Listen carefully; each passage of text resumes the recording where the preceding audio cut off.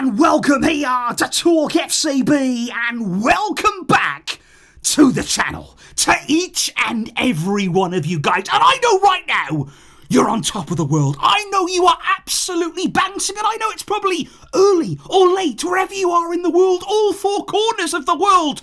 But we're all here, we are all together, and we are all about to celebrate Barca's Copa del Rey win, late on, against Real Madrid, and it almost feels the perfect way to win, to battle, to really have to work so hard. It makes it all that more sweet. We had it pretty easy there in the first half. We were just coasting through the game, we had the lead, but of course, it all changed around. We were forced there to respond. And respond we did. We're going to be talking here today about that comeback, about that late winning goal from Jules Kounde, and also, we are also going to talk here today about the referees. Real Madrid want to talk about refs. Oh, we're going to talk about them, believe me. And we're also going to talk about the absolute clown that is Antonio Rudiger. That is all on the way. Get yourselves ready and keep smiling. But before we do get into all of that, I have to give a shout out here, first of all to Alan, who actually sent this super thanks here in advance because he knew that we were going to beat Real Madrid in the final there. He wants to wish his good friend Rami happy birthday. What an amazing day. Thank you there for the great support. And I also want to welcome Sumi into this world, into the Barca family. What a weekend to arrive. You have picked your moment absolutely beautifully there. And it's just an amazing feeling, guys, to be here with all of you, to be experiencing these kinds of emotions. These trophies, these are what we want. These are the kinds of nights that we have been dreaming about. And the treble, let me just say this. It's still on. It is still now moving ever closer. And what a big step we have taken tonight. What a significant moment this could be. And let's just start at the beginning, because Barca, they did start the game absolutely brilliantly, I thought. The way they came out of the blocks, the way they were pressing, hunting down the ball, winning it back, turning it over there. It was brilliant from Barca. The first half was absolutely fantastic. It couldn't have gone any more perfectly for us. Maybe though we would have had a bit more of a lead, going in at 1-0 wasn't exactly what we deserved. I think we certainly could have got more out of that first half there with what we did create.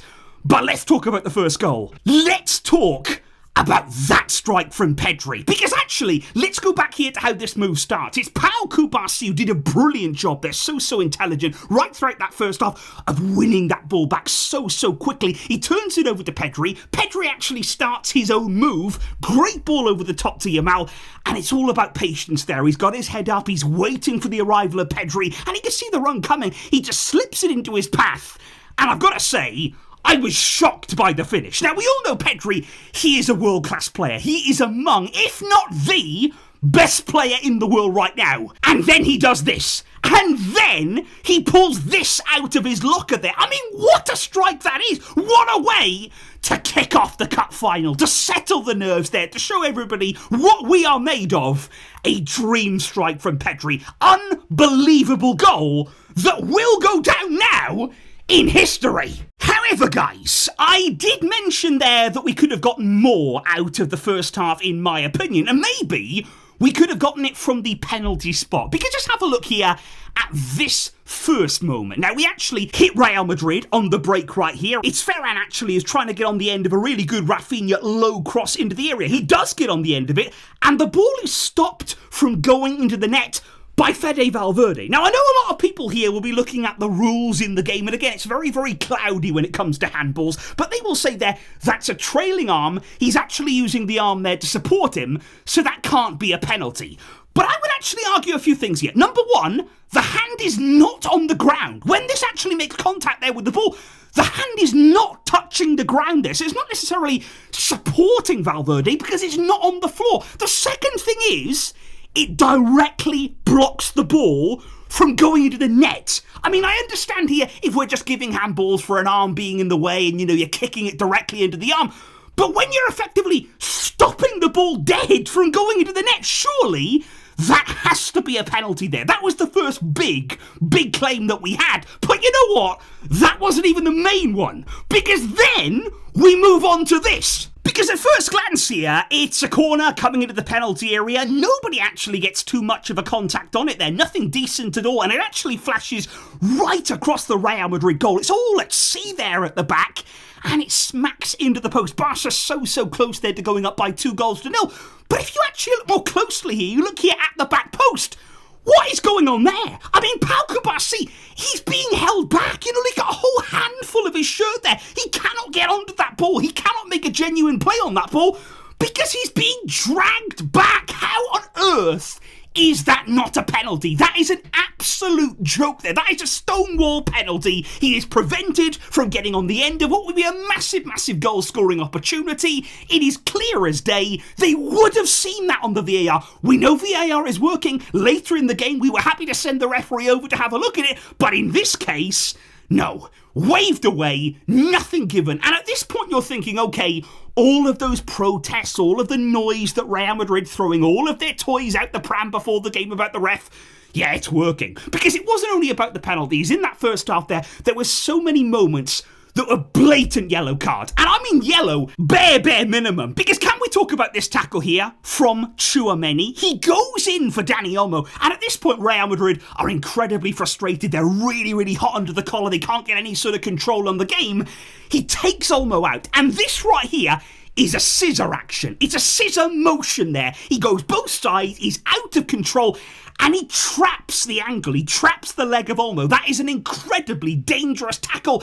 And like I say, that could easily be more than a yellow. That could be a genuine red card right there. Again, that was not even given. Antonio Rudiger, we're going to come on to him. How he avoided being booked while he was on the pitch, I do not know.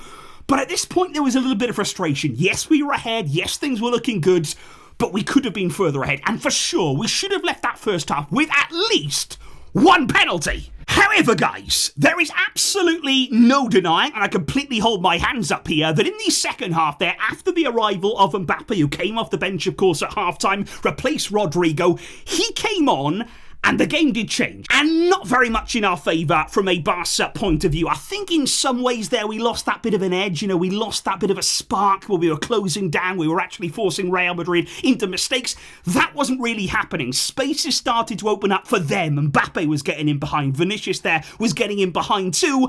And that was concerning because Szczesny was called into action on a number of occasions there. Very quick he was out of his goal. He was trying to be very alert. He was trying to be proactive. And I think he still played a very important part in this win today for Barca with the way that he was between the sticks today. But of course, Real did get back in the game. It started there with the Mbappe free kick. I think the wall there from Barca, it was a disaster. There was no organisation at all there. Setting up that wall, we've got to be stronger. We've got to be more organised in those situations. Mbappe getting Real Madrid level. And then, of course, they take the lead from a corner. So it's 2 goals there from set pieces you want to avoid. You know, in a cup final here, everything is to play for. You don't give away simple goals like that. Barca saw the game turn on its head, and I'd imagine they were very frustrated at that point. We saw a few times there, you know, players like Inigo Martinez screaming at his teammates. They're throwing his arms up, basically saying, wake up! You know, we need to really address this. We've got to turn this game around. And again, you're looking for that mental strength. You are looking for a team here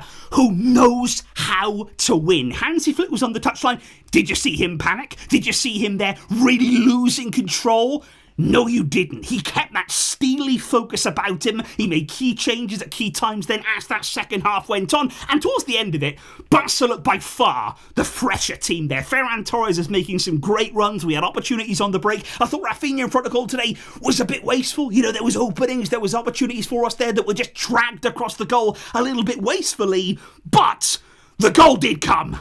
And boy, was it a fine one. I mean, Yamal here, absolutely beautiful assist that it was, into the path of Ferran. He does everything right, doesn't he? He takes it round the goalkeeper. And I know at this point, I probably wasn't the only one who was thinking, please don't miss that. You know, you've done everything absolutely perfectly. This would be a great moment for you. Don't miss, please.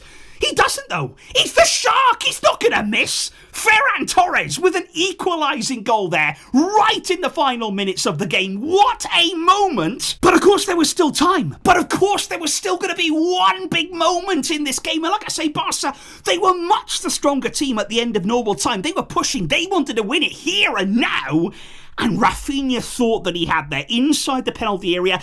It looked as though he was brought down by Asensio. Now, I'm still undecided about this. I don't know exactly what goes on here, because I can understand the interpretation that maybe the contact is exaggerated. I think Asensio, he dives in. There's no good saying here he makes no contact with Rafinha. He dives into the tackle, he leaves the leg there, there is a tangle of legs, Rafinha goes down. Now, like I said, I could understand thinking there the fall maybe was a little bit theatrical. Maybe he felt as though he needed to do that to get the penalty. What else have you got to do to get a penalty? Maybe you need to make it crystal clear. I do dispute the fact here that it was a dive. I do not believe Rafinha dived there, as in there was no contact, absolutely no reason to go down. There was something there. There was something in that moment. But of course we don't get it. I never expected to get it there. As soon as the referee went over to the monitor, game over. You knew that Barca were never, ever going to get that decision. And again, guys, you've got to reset. Again, you've got to control the emotions. And this is what we've seen all season long. No matter what comes in our way, no matter what sort of obstacles we come across, this team doesn't make excuses. This team is not going to sit on the sidelines and cry. They're not going to throw their toys out the pram. We are not Real Madrid.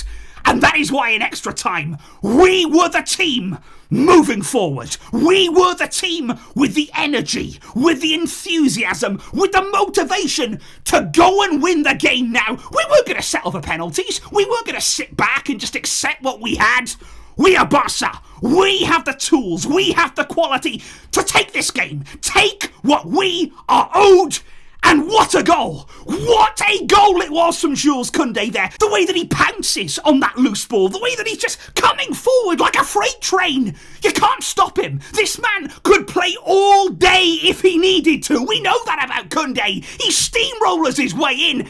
And you're thinking, go for it. It's in the final seconds of the game.